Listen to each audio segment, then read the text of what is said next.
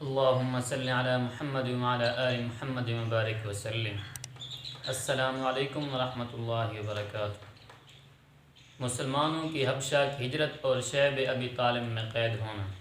اکرم صلی اللہ علیہ وسلم اور صحابہ اکرام رضوان اللہ تعالیٰ علیہم اجمعین کو جب کفار مکہ نے بہت تکلیفیں اور مشقتیں دیں، حضور صلی اللہ علیہ وسلم نے صحابہ اکرام رضوان اللہ تعالیٰ علیہم اجمعین کو ہجرت کی اجازت دی، تو صحابہ اکرام رضوان اللہ تعالیٰ علیہ اجمعین نے جو ہجرت کی اسے اسلام کی پہلی ہجرت کہا جاتا ہے، اور یہ ہجرت حبشہ کی طرف کی گئی، اور ان میں کتنے مرد اور کتنی عورتیں تھیں، اور وہاں جا کر ان کے ساتھ کیا معاملہ ہوا، آج کی اس ویڈیو میں ہم یہ پورا واقعہ آپ کی خدمت میں پیش کریں گے۔ پچھلی ویڈیو میں ہم نے حضرت عمر رضی اللہ تعالیٰ عنہ کا قصہ، حضرت صہیب رضی اللہ تعالیٰ عنہ کا اسلام لانے کا قصہ، اور حضرت عمار اور ان کے والدین کا ذکر، ان کا قصہ آپ کی خدمت میں پیش کیا تھا۔ اگر آپ نے وہ ویڈیو نہیں دیکھی تو اس کا لنک آپ کو آئی بٹن پر مل جائے گا۔ تو آئیے شروع کرتے ہیں۔ اللہم صلی علی محمد وعلی آل محمد وبارک وسلم۔ مسلمانوں کی حبشہ کی ہجرت اور شعیب ابی طالب میں قید ہونا۔ مسلمانوں کو اور ان کے سردار فخر دو عالم صلی اللہ علیہ وسلم کو جب کفار سے تکالیف پہنچتی ہی رہیں اور آئے دن ان میں بجائے کمی کے اضافہ ہی ہوتا رہا، تو حضور صلی اللہ علیہ وسلم نے صحابہ اکرام رضوان اللہ تعالی اجمعین کو اس کی اجازت فرما دی کہ وہ یہاں سے کسی دوسری جگہ چلے جائیں، تو بہت سے حضرات نے حبشہ کی ہجرت فرمائی۔ حبشہ کے بادشاہ اگرچہ نصرانی تھے اور اس وقت مسلمان نہ ہوئے تھے، مگر ان کے رحم دل اور منصف مزاج ہونے کی شہرت تھی۔ چنانچہ نبوت کے 5ویں برس رجب کے مہینے میں پہلی جماعت کے 11 یا 12 مرد اور 4 یا 5 عورتوں نے حبشہ کی طرف ہجرت کی۔ مکہ والوں نے ان کا پیچھا بھی کیا کہ یہ نہ جا سکیں، مگر یہ لوگ ہاتھ نہ آئے۔ وہاں پہنچ کر ان کو یہ خبر ملی کہ مکہ والے سب مسلمان ہو گئے اور اسلام کو غلبہ ہو گیا۔ اس خبر سے یہ حضرات بہت خوش ہوئے اور اپنے وطن واپس آ گئے، لیکن مکہ مکرمہ کے قریب پہنچ کر معلوم ہوا کہ یہ خبر غلط تھی، اور مکہ والے اسی طرح بلکہ اس سے بھی زیادہ دشمنی اور تکلیفیں پہنچانے میں مصروف ہیں۔ تو بڑی دقت ہوئی۔ ان میں سے بعض حضرات وہیں سے واپس ہو گئے اور بعض کسی کی پناہ لے کر مکہ مکرمہ میں داخل ہوئے۔ یہ حبشہ کی پہلی ہجرت کہلاتی ہے۔ اس کے بعد ایک بڑی جماعت نے جو 83 مرد اور 18 عورتیں بتلائی جاتی ہیں، متفرق طور پر ہجرت کی، اور یہ حبشہ کی دوسری ہجرت کہلاتی ہے۔ بعض صحابہ اکرام رضوان اللہ تعالی علیہم اجمعین نے دونوں ہجرتیں کیں اور بعض نے ایک۔ کفار نے جب یہ دیکھا کہ یہ لوگ حبشہ میں چین کی زندگی بسر کرنے لگے، ان کو اور بھی غصہ آیا اور بہت سے تحفے تحائف دے کر نجاشی شاہ حبشہ کے پاس ایک وفد بھیجا، جو بادشاہ کے لیے بہت سے تحفے لے کر گیا اور اس کے خواص اور پادریوں کے لیے بھی بہت سے ہدیے لے کر گیا۔ جا کر اول حکام اور پادریوں سے ملا اور ہدیے دے کر ان سے بادشاہ کے یہاں اپنی سفارش کا وعدہ لیا، اور پھر بادشاہ کی خدمت میں یہ وفد حاضر ہوا۔ اول بادشاہ کو سجدہ کیا، پھر تحفے پیش کر کے اپنی درخواست پیش کی، اور رشوت خور حکام نے تائید کی۔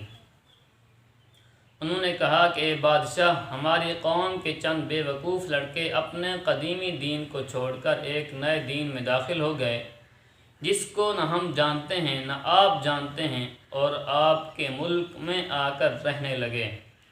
ہم کو شرفائے مکہ نے اور ان لوگوں کے باپ چچا اور رشتہ داروں نے بھیجا ہے، ان کو واپس لائیں، آپ ان کو ہمارے سپرد کر دیں۔ بادشاہ نے کہا کہ جن لوگوں نے میری پناہ پکڑی ہے، بغیر تحقیق کے ان کے حوالے نہیں کر سکتا۔ اول ان سے بلا کر تحقیق کر لوں، اگر یہ صحیح ہوا تو حوالے کر دوں گا۔ چنانچہ مسلمانوں کو بلایا گیا۔ مسلمان اول بہت پریشان ہوئے کہ کیا کریں، مگر اللہ کے فضل مدد کی، اور ہمت سے یہ طے کیا کہ چلنا چاہیے اور صاف صاف بات کہنا چاہیے۔ بادشاہ کے یہاں پہنچ کر سلام کیا۔ کسی نے اعتراض کیا کہ تم نے بادشاہ کو آداب شاہی کے موافق سجدہ نہیں کیا۔ ان لوگوں نے کہا کہ ہم کو ہمارے نبی صلی اللہ علیہ وسلم نے اللہ کے سوا کسی کو سجدہ کرنے کی اجازت نہیں دی۔ اس کے بعد بادشاہ نے ان سے حالات دریافت کیے۔ حضرت جعفر رضی اللہ تعالی عنہ آگے بڑھے اور فرمایا کہ ہم لوگ جہالت میں پڑے ہوئے تھے، نہ اللہ کو جانتے تھے نہ اس کے رسولوں سے واقف تھے، پتھروں کو پوجتے تھے، مردار کھاتے تھے، برے کام کرتے تھے، رشتے ناتوں کو توڑتے تھے، ہم میں قوی ضعیف کو ہلاک کر دیتا تھا۔ ہم اسی حال میں تھے کہ اللہ نے اپنا ایک رسول بھیجا جس کے نسب کو، اس کی سچائی کو، اس کی امانت داری کو، پرہیزگاری کو ہم خوب جانتے ہیں۔ اس نے ہم کو ایک اللہ وحدہ لا شریک کی عبادت کی طرف بلایا اور پتھروں اور بتوں کی پوجا سے منع فرمایا۔ اس نے ہم کو اچھے کام کرنے کا حکم دیا، برے کاموں سے منع کیا۔ اس نے ہم کو سچ بولنے کا حکم دیا، امانت داری کا حکم دیا، صلہ رحمی کا حکم دیا، پڑوسی کے ساتھ اچھا برتاؤ کرنے کا حکم دیا، نماز، روزہ، صدقہ، خیرات کا حکم دیا اور اچھے اخلاق کی تعلیم کی۔ زنا، بدکاری، جھوٹ بولنا، یتیم کا مال کھانا، کسی پر تہمت لگانا اور اس قسم کے برے اعمال سے منع فرمایا۔ ہم کو قرآن پاک کی تعلیم دی، ہم اس پر ایمان لائے اور اس کے فرمان کی تعمیل کی، جس پر ہماری قوم ہماری دشمن ہو گئی اور ہم کو ہر طرح ستایا۔ ہم لوگ مجبور ہو کر تمہاری پناہ میں اپنے نبی اکرم صلی اللہ علیہ وسلم کی ارشاد سے آئے ہیں۔ بادشاہ نے کہا کہ جو قرآن تمہارے نبی لے کر آئے ہیں وہ کچھ مجھے سناؤ۔ حضرت جعفر رضی اللہ تعالی عنہ نے سورۃ مریم کی اول آیتیں پڑھیں۔ حضرت جعفر رضی اللہ تعالی عنہ نے سورۃ مریم کی اول آیتیں پڑھیں، جن کو سن کر بادشاہ بھی رو دیا اور اس کے پادری بھی جو کثرت سے موجود تھے سب کے سب اس قدر روئے کہ داڑھیاں تر ہو گئیں۔ اس کے بعد بادشاہ نے کہا کہ خدا کی قسم، یہ کلام اور جو کلام حضرت موسیٰ علیہ السلام لے کر آئے تھے ایک ہی نور سے نکلے ہیں، اور ان لوگوں سے صاف انکار کر دیا کہ میں ان کو تمہارے حوالہ نہیں کر سکتا۔ وہ لوگ بڑے پریشان ہوئے کہ بڑی ذلت اٹھانا پڑی۔ آپس میں صلاح کر کے ایک شخص نے کہا کہ کل میں ایسی تدبیر کروں گا کہ بادشاہ ان کی جڑ ہی کاٹ دے۔ ساتھیوں نے کہا کہ بھی ایسا نہیں ہونا چاہیے، یہ لوگ اگرچہ مسلمان ہو گئے مگر پھر بھی رشتہ دار ہیں، مگر اس نے نہ مانا۔ دوسرے دن پھر بادشاہ کے پاس گئے اور جا کر کہا کہ یہ لوگ حضرت عیسیٰ علیہ السلام کی شان میں گستاخی کرتے ہیں، ان کو اللہ کا بیٹا نہیں مانتے۔ بادشاہ نے پھر مسلمانوں کو بلایا۔ صحابہ اکرام رضوان اللہ تعالی علیہم اجمعین فرماتے ہیں کہ دوسرے دن کے بلانے سے ہمیں اور بھی زیادہ پریشانی ہو گئی۔ بہرحال ہم گئے۔ بادشاہ نے پوچھا کہ تم حضرت عیسیٰ علیہ السلام کے بارے میں کیا کہتے ہو؟ انہوں نے کہا کہ وہی کہتے ہیں جو ہمارے نبی صلی اللہ علیہ وسلم پر ان کی شان میں نازل ہوا، کہ وہ اللہ کے بندے ہیں، اس کے رسول ہیں، اس کی روح ہیں اور اس کے کلمہ ہیں، جس کو خدا نے کنواری اور پاک مریم علیہ السلام کی طرف ڈالا۔ نجاشی نے کہا کہ حضرت عیسیٰ علیہ السلام بھی اس کے سوا کچھ نہیں فرماتے۔ پادری لوگ آپس میں کچھ چخ کرنے لگے۔ نجاشی نے کہا کہ تم جو چاہو کہو۔ اس کے بعد نجاشی نے ان کے تحفے واپس کر دیے اور مسلمانوں سے کہا تم امن سے ہو، جو تمہیں ستائے ان کو تاوان دینا پڑے گا، اور اس کا اعلان بھی کرا دیا کہ جو شخص ان کو ستائے گا اس کو تاوان دینا ہوگا۔ اس کی وجہ سے وہاں کے مسلمانوں کا اکرام اور بھی زیادہ ہونے لگا اور اس وفد کو ذلت سے واپس آنا پڑا۔ تو پھر کفار مکہ کا جتنا بھی غصہ جوش کرتا ظاہر ہے۔ اس کے ساتھ ہی حضرت عمر رضی اللہ تعالی عنہ کے اسلام لانے نے ان کو اور بھی جلا کر رکھا تھا، اور ہر وقت اس فکر میں رہتے تھے کہ لوگوں نے ان سے ملنا جلنا بند ہو جائے اور ہر وقت اس فکر میں رہتے تھے کہ لوگوں کا ان سے ملنا جلنا بند ہو جائے اور اسلام کا چراغ کسی طرح بجھے۔ اسی لیے سرداران مکہ کی ایک بڑی جماعت نے آپس میں مشورہ کیا کہ اب کھلم کھلا محمد صلی اللہ علیہ وسلم کو قتل کر دیا جائے، نعوذ باللہ۔ لیکن قتل کر دینا بھی آسان کام نہ تھا، اس لیے بنو ہاشم بڑی جتھے اور اونچے طبقہ کے لوگ شمار ہوتے تھے۔ وہ اگرچہ اکثر مسلمان نہیں ہوئے تھے، لیکن جو مسلمان نہیں تھے وہ بھی حضور صلی اللہ علیہ وسلم کے قتل ہو جانے پر آمادہ نہیں تھے۔